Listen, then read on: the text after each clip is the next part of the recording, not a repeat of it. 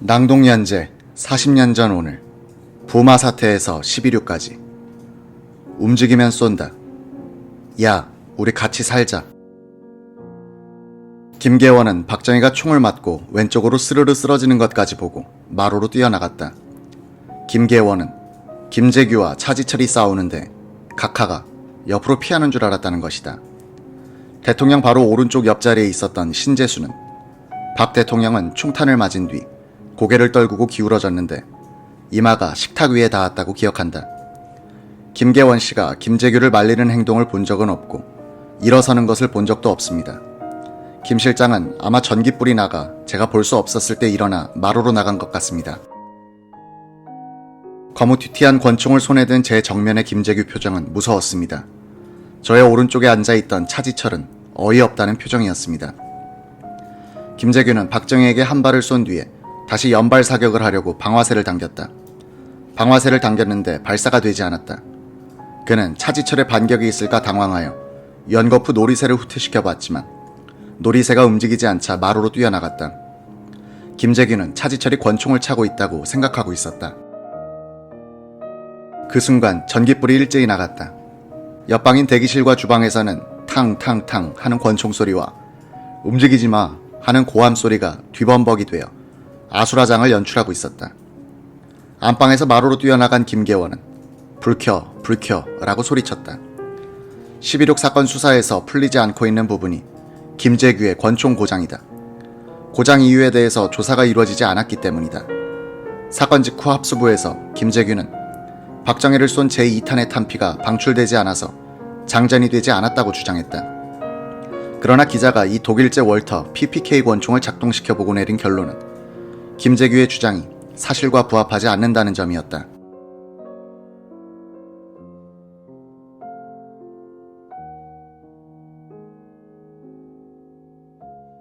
합수부의 현장 검증 조서를 보면 이 권총에서 발사된 두 발의 탄피가 다 발견되었으므로 김재규의 진술은 사실 오인이다.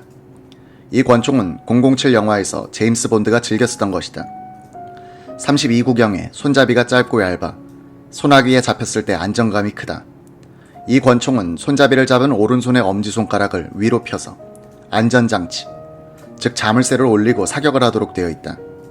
어떤 충격이나 손가락의 작용으로 해서 이 자물쇠가 내려오면 실탄 장전이 되지 않는데 사격 중에 그런 고장이 잦다는 것이 이 권총의 약점이다.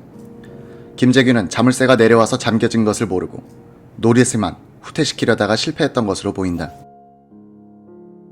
대통령 일행의 만찬장과 마루 하나를 사이에 두고 붙어있는 경호원 대기실.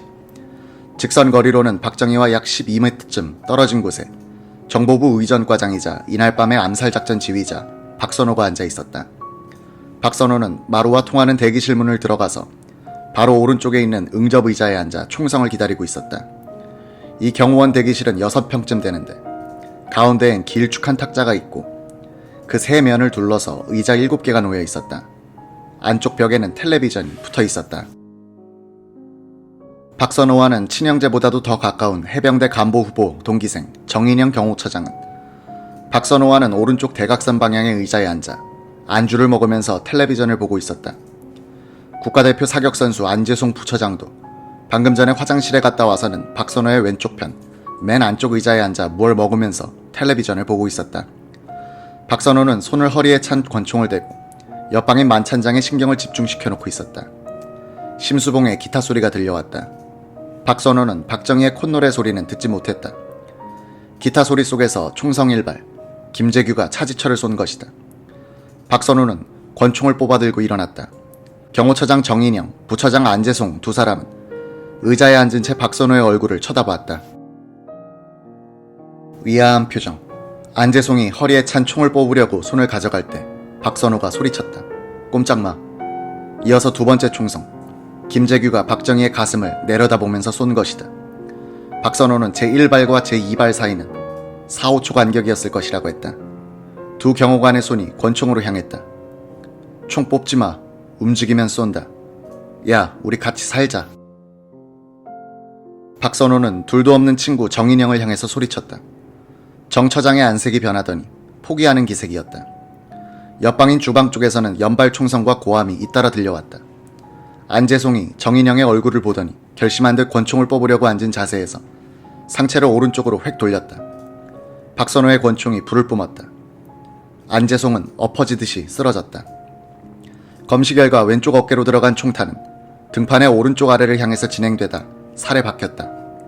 이 탄도는 안재송이 일어서지도 못한 상태에서 피격되었음을 말해준다. 육군과학수사연구소 법익과장 정상우 소령의 사체 검안서에 따르면 안재송은 이 한 발에 허파나 심장이 손상되어 사망에 이르게 된 것으로 사료된다는 것이다. 이 순간 박선호의 맞은편 의자에 앉아있던 정인영도 몸을 일으켜 권총을 뽑으면서 박선호를 향해서 덮쳐오듯 다가왔다. 박선호는 문쪽으로 2보가량 뒤로 물러서면서 절친한 친구를 향해서 방화쇠를 당겼다. 탕. 정인영은 앞으로 고꾸라졌다. 탄알은 왼쪽 목으로 들어가 오른쪽으로 직선 관통을 했다.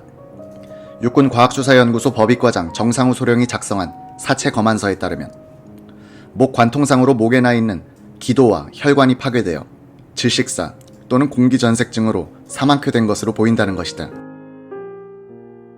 박선호는 그때 두 사람이 동시에 달려들었으면 나는 당했을 것이다. 뒷걸음치다가 문지방에 걸려 넘어질 뻔했다고 재판정에서 진술했다.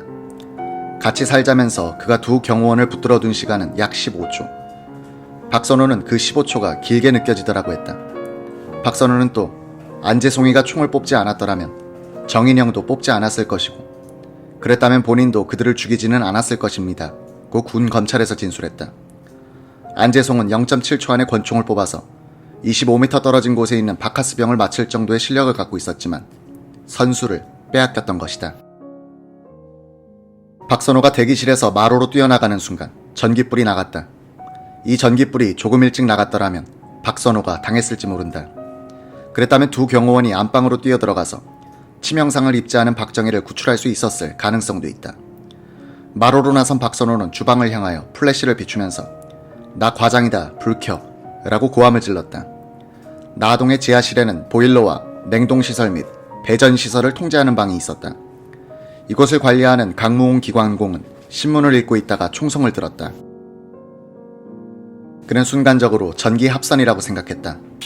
냉동실 문 바깥에 있는 배전판을 열고 인입선, 주 스위치를 내렸다. 나동 전체가 정전이 된 것이다. 강무홍이 지하실 계단을 통해서 지상으로 올라가는데 주방 쪽에서 꼼짝마, 움직이면 쏜다는 소리가 들렸다. 그는 합선은 아닌 것으로 판단했다. 급히 뛰어내려와서는 라이터를 켜고는 배전판을 비추면서 스위치를 다시 올렸다. 겁이 난 그는 지하실 문을 안으로 걸어 잠그고 전등을 다 끄고는 숨을 죽이고 있었다. 불이 다시 켜지는 것과 동시에 박선호의 눈에는 안방 문 모퉁이를 도는 마루에 김계원이 엉거주춤 서 있는 것이 보였다. 김계원은 김재규가 안방에서 두 발을 쏘고 불이 꺼지자 자신은 마루로 나와서 대기실, 주방, 안방 사이 중간 지점, 벽에 있었다고 진술했다. 그는 한 20초 뒤에 다시 전기불이 들어오고 김재규가 마루에서 박선호의 권총을 빼앗아 가는 것을 보지 못했다고 진술했다. 이게 사실이라면 김계원은 공포와 죽기로 해서 벽에 기대어 눈을 감고 있었다는 뜻이다. 승용차 재민이 안에서 박흥주, 이기주, 유성옥 세 사람은 허리에 찬 권총에 손을 대고 총성이 나기만을 기다리고 있었다. 차의 앞뒷문은 살짝 열려 있었다. 이 재민이는 주방 벽면과는 나란히 놓여 있었다. 유성옥과 이기주가 앉은 자리는 주방 쪽이었고 박흥주는 반대편이었다.